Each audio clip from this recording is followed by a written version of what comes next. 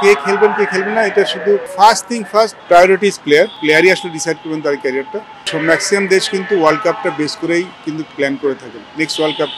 সেই Michael Clarke যখন আসছেন তখন কিন্তু রিকি পন্টিং খুব ভালো করছেন, ওয়ার্ল্ড কাপ জিতেছেন, বাট দেন অস্ট্রেলিয়া ডিসাইডেড যে আমাদের নেক্সট ওয়ার্ল্ড কাপের ক্যাপ্টেন কে হবে, সেখানে মাইকেল ক্লার্ক চলে এসেছেন। আমি একটু উদাহরণ দিচ্ছি, নাম উচ্চারণ করছি। তো সব দেশই কিন্তু নেক্সট ওয়ার্ল্ড কাপে কারা খেলবেন, আমাদের নেক্সট ওয়ার্ল্ড কাপের ক্রিকেটটা কী হবে, কারা খেলতে পারেন সেটার চিন্তা করেই কিন্তু প্ল্যান করা। সেইখানে সেই প্ল্যানে যদি কোনো খেলোয়াড় থাকেন তিনি খেলবেন, না থাকলে তাকে। এবং একটা ছেলে যখন অনেক দিন খেলে ফেলেছে, আপনার রেগুলার পারফর্মার শেষের দিকে চলে এসেছে, তাকে যদি আপনি রিপ্লেস করতে চান, হয়তো একটা রিপ্লেসমেন্ট তো হবে না, আপনাকে হয়তো সেখানে 3-4 জনকে চেষ্টা করতে হতে পারে। বিকজ এই জুতো পায়ে পরা কিন্তু সহজ নয়। যারা এত বছর ধরে পারফর্ম করছেন, কন্ট্রিবিউট করে এসছেন এবং এত বছর তারা খেলেছেন কিন্তু পারফর্ম করে, তো সেখানে নতুন কাউকে যদি আপনি ট্রাই করেন তাহলে কিন্তু একজনকেই ট্রাই করতে এমন কোনো কথা নেই। আমরা যখন তহিদ হৃদয়কে ট্রাই করেছিলাম, তহিদ হৃদয় ক্লিক করে গেছেন বা তিনি ক্লিক নাও করতে পারতেন, তাহলে তো আমাদের অন্য কাউকে দেখতে হতো। সো সেই দেখার জন্য এই 1 বছরের মধ্যে হয়ে যায় আমাদের, কারণ আমরা নিশ্চয়ই চাইবো না যে ওয়ার্ল্ড কাপের আগে আমরা সেই চেষ্টাটা করি। সেই চেষ্টা 6 মাস আগে হয়ে যাওয়া উচিত। আর যদি কন্টিনিউ করেন তাহলে ডিফারেন্ট বিষয়। বাট যেটা বললাম যে কে খেলবেন কে খেলবেন না, এটা শুধু একটা হলো ফার্স্ট প্রায়োরিটি ইজ প্লেয়ার। একজন প্লেয়ারই আসলে ডিসাইড করবেন তার ক্যারিয়ারটা। দ্য সেম টাইম টিম নিয়েও আসলে পরিকল্পনা থাকে, সেই পরিকল্পনাটা কী হবে সেটা আসলে যখন হয় তখন যারা অনেক দিন ধরে খেলছেন তার সাথে বসেই করতে হয়। আমাদের বৈশ্বিক টুর্নামেন্টগুলিতে রেজাল্ট করে ভালো না, তো আমার মনে এবার আমরা আউট অফ বক্স থেকে কিছু চিন্তা করা উচিত।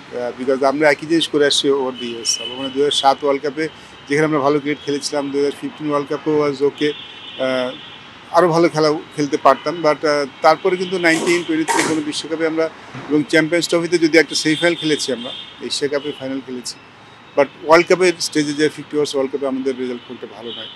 আরও ভালো করে এতদিন পর আরও ভালো করা উচিত। সেক্ষেত্রে আউট অফ দ্য বক্স যদি আমরা কিছু করি চিন্তা করতে হবে। এবং এখন তো অনেক মডার্নাইজ হচ্ছে সব কিছু, চিন্তাভাবনা মডার্ন হচ্ছে, প্ল্যানিংটা মডার্ন হচ্ছে, সব দেশগুলো তাই করে থাকেন এবং আমরা যদি সেদিকে তাকাই সেটা ভুল কিছু হবে বলে আমার মনে হয়। আন্ডার 19 ওয়ার্ল্ড কাপ সামনে, আর আমার মনে হয় যে আন্ডার 19 ওয়ার্ল্ড কাপ জেতাটাই ফার্স্ট প্রায়োরিটি না। ফার্স্ট প্রায়োরিটি এই আন্ডার 19 ব্যাচ থেকে কত ভালো প্লেয়ার আমরা প্রডিউস করতে পারছি for the future. Result very important, আমরা এই লেভেলে সবসময় কিন্তু ভালো রেজাল্ট করি, বাট সেটা কন্টিনিউ করাটা খুব ইম্পর্টেন্ট। এবং সঠিক শিক্ষা নিয়ে তারা খেলছেন কিনা সেটা কিন্তু আরও বেশি ইম্পর্টেন্ট। যে winning is a good habit, ছোটোবেলাতে যেটা জিততে শেখাটা খুব ভালো হ্যাবিট, বাট সেটা কোনো কিছু কম্প্রোমাইজ করে নয়, আমি সেটাতে বিশ্বাসী না। আমি মনে করি আমার কাছে মনে হয় যে সবচেয়ে ইম্পর্টেন্ট তারা কী শিখছেন, কোন ক্রিকেটে খেলছেন, কোন ক্রিকেটে খেলার চেষ্টা করছেন। রেজাল্ট পরে আমরা মনে হয় যে রেজাল্ট নিয়ে এই এজ লেভেলে আমরাই সবচেয়ে বেশি চিন্তা করি, রেজাল্ট নিয়ে এজ লেভেলে। অন্যান্য দেশে কিন্তু রেজাল্ট নিয়ে তারা অতটা ফোকাস থাকেন না। ডেফিনেটলি রেজাল্ট তাদের প্রায়োরিটি থাকে, বাট ফার্স্ট প্রায়োরিটি থাকে তারা কী শিখছেন, কোন ক্রিকেটটা শেখার চেষ্টা করছেন, যেটা ভবিষ্যতে যে কাজে লাগবে। আমার কাছে মনে হয় একটা দেশের ক্রিকেট কালচার আসলে এখানে দাঁড়িয়ে থাকে। এবং আমরা ন্যাশনাল টিমের সবসময় কথা বলি, ন্যাশনাল টিমের কোচিংটা খুব ইম্পর্টেন্ট, ন্যাশনাল টিমের স্ট্রাকচার খুব ইম্পর্টেন্ট, বাট একটা ক্রিকেট নেশনের, একটা দেশের ক্রিকেটের কালচারটা কিন্তু তৈরি হয় গেম ডেভেলপমেন্ট থেকে। এবং খেলারা সঠিক শিক্ষাটা কিন্তু এখান থেকেই পেয়ে থাকেন এবং এখানে কিন্তু কাজ করার জায়গাটা সবচেয়ে বেশি।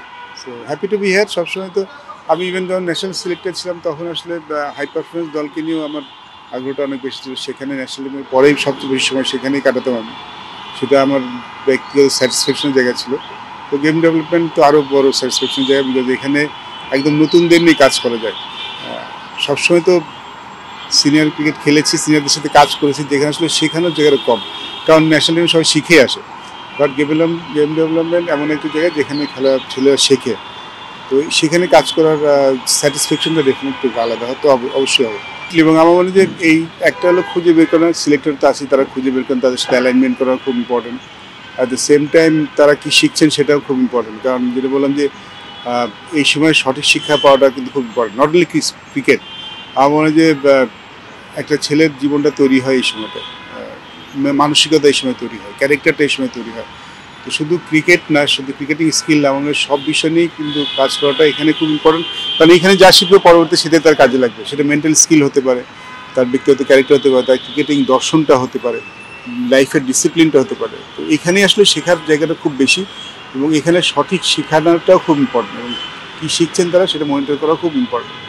So this is a place যেখানে আসলে একটা ছেলের ক্যারিয়ারটা তৈরি হয়, পরবর্তীতে আসলে তো নার্চার করা হয়, বাট এখানে একটা ছেলের প্রথম শিক্ষাটা, যেটা আমি মনে করি সবচেয়ে বেশি গুরুত্বপূর্ণ, সেটা কিন্তু এখান থেকে দেওয়া হয়।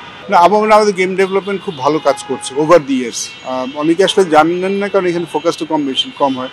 আমাদের আন্ডার 14, আন্ডার 16, আন্ডার 18, আন্ডার 19 লেভেলে খুব ভালো কাজ হয়, সারা দেশ অনুযায়ী কাজ হয়, এবং এখনও কিন্তু অনেক কাজ চলছে, আমরা কিন্তু জানি না, অনেক কাজ চলছে সারা বছরই, কিন্তু ছেলেরা ব্রাডারের থেকে প্র্যাকটিস করে। আমরা যখন শুরু করেছি তখন আসলে এই সুযোগটা কম ছিল ছেলেদের ক্ষেত্রে, এই সুযোগটা কম পেতে, এখন অনেক বেশি পান। তো সেটাকে আরও ভালোভাবে কীভাবে করা যায় সেটাও খুব ইম্পর্টেন্ট। আর আমার মনে হয় যে